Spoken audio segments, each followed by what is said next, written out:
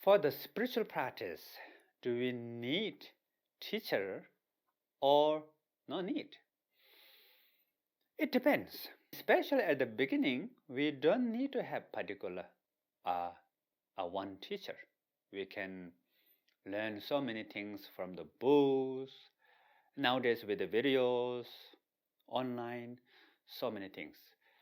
And in the traditional practice, there are Patika Buddha, meaning self-realized practitioners. It's also possible without a teacher. But then, up to a certain level, if you want to go to more deep into the transformation of our mind, then we need to have a teacher, kind of a lineage.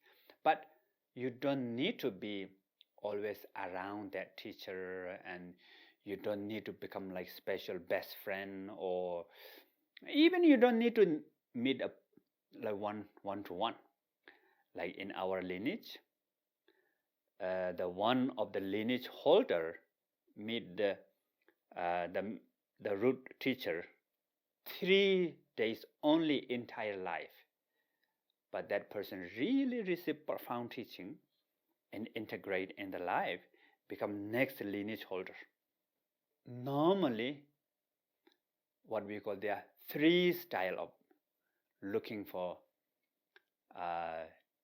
teacher and teaching. So first is the bee style.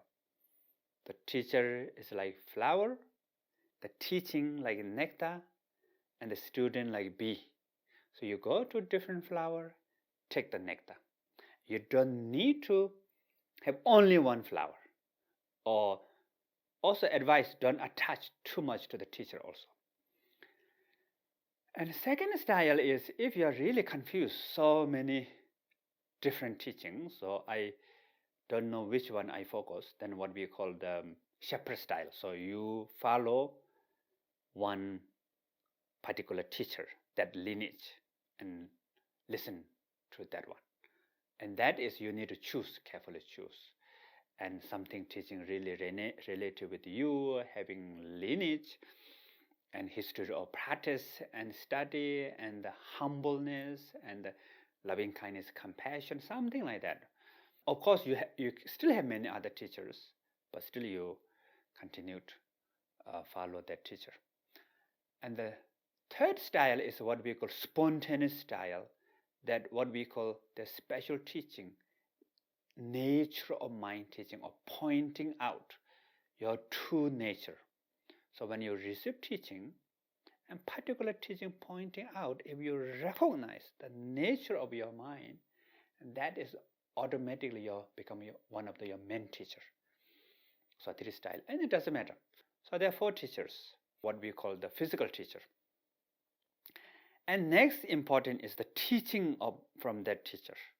And then you don't have to be around with that teacher or need to follow always, but when they teach, you have to receive that. So the main thing is you have to practice again. So the practicing with everyday life, engaging everyday life. So that is your teacher. And there's number 3 teacher also.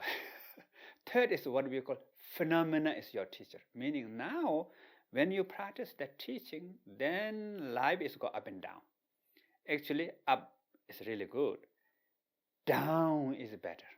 Obstacles, problems, sufferings.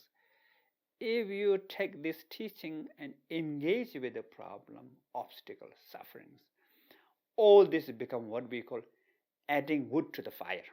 So if the fire become big, then big wood and wind comes, fire become bigger.